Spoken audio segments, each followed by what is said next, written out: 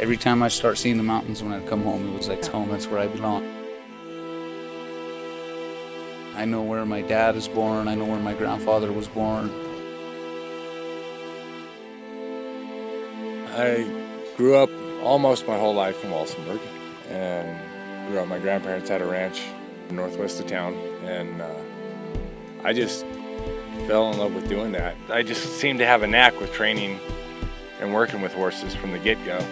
It's just something about the area that I didn't see when I was 18 and thought I was ready to get on the first thing smoking out of here.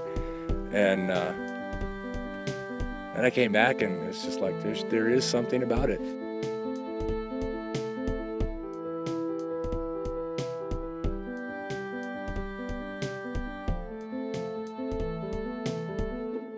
Dad has told me that this place was like busy.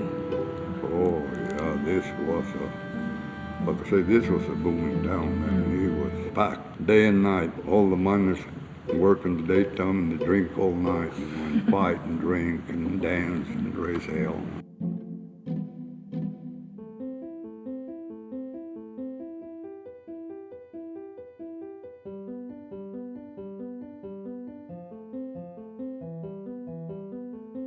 Well, it's so unlike what America is, like suburban and urban American living. It's just not like that. It's not like suburbs at all. It's very, like there are only 800 people that live in La Veta year round.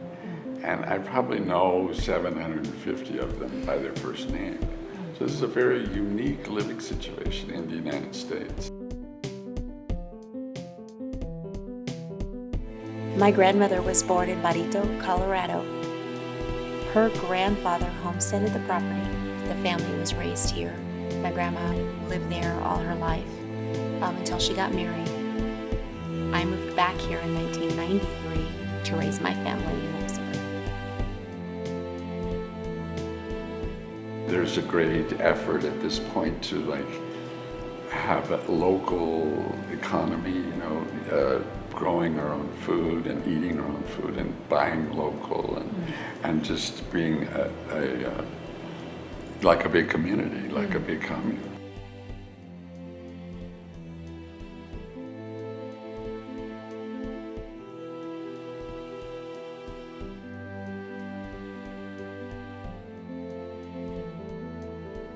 If you're not a local from out there, you're kind of having Gardner to hide from something, basically. My dad was part of these hippie communes in New Mexico. Yeah, I was on the run from this murder indictment.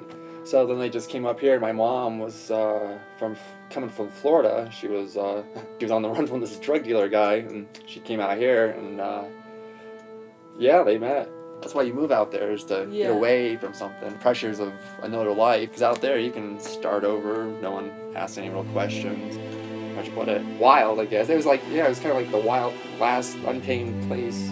That's why I always think about it. It's eclectic, strange, kind of the word, right? A lot of these people died off and moved away.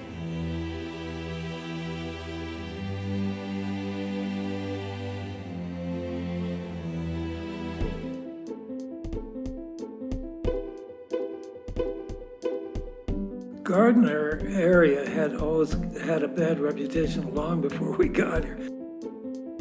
There was only banditos up here. So when we came, then the banditos thought we were cool too, so we got along fine. What was curious, it was like 1967, that was happening all over the world. It wasn't just something I was doing privately, although it was. But then I realized, oh my God, there's a movement here. There's all these people. And they were going back to the land, or they're going back to Bucky Fuller and building domes. I thought, I was dealing with my 15 or 20 people and we'll work it out. But it was thousands and thousands.